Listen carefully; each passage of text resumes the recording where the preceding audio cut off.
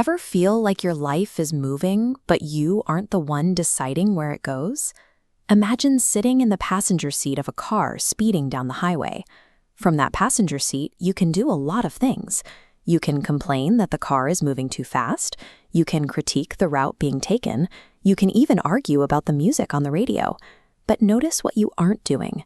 You aren't touching the steering wheel. There is someone or something else driving.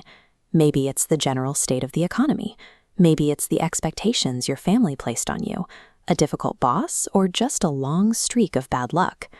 Sitting in the passenger seat offers a very specific, very powerful psychological benefit.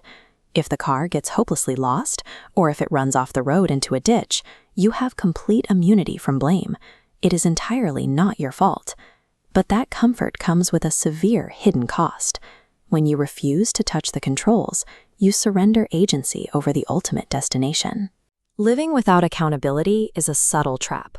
We readily trade our long-term autonomy, our right to choose where we end up, just to keep the short-term comfort of playing the victim. To walk the sovereign path, you must make a very uncomfortable physical transition. You have to forcibly evict that shadow driver from the vehicle and take the steering wheel yourself. The moment your hands grip the leather, a visceral panic usually sets in.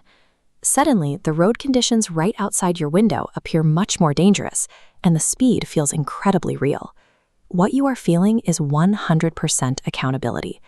The thick, protective buffer between the choices you make and the consequences you face has been completely eliminated.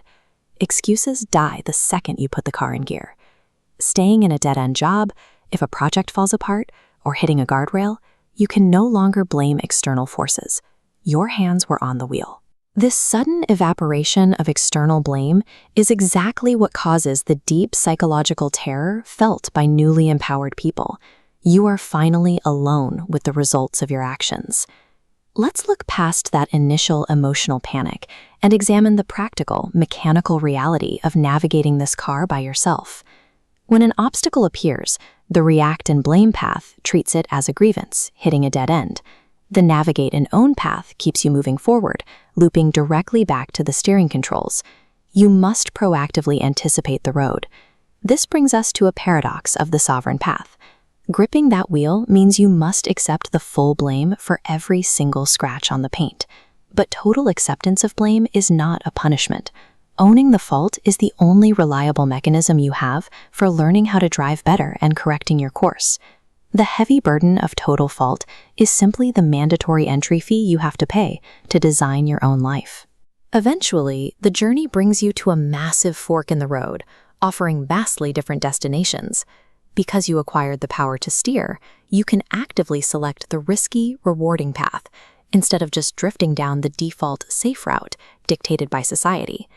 This chart illustrates how your ability to make that choice connects to the terror of holding the wheel.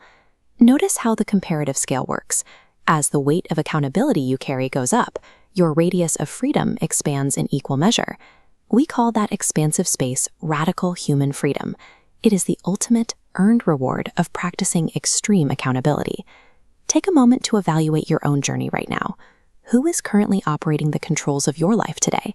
True personal sovereignty is found exclusively at the exact intersection where absolute terror meets absolute control.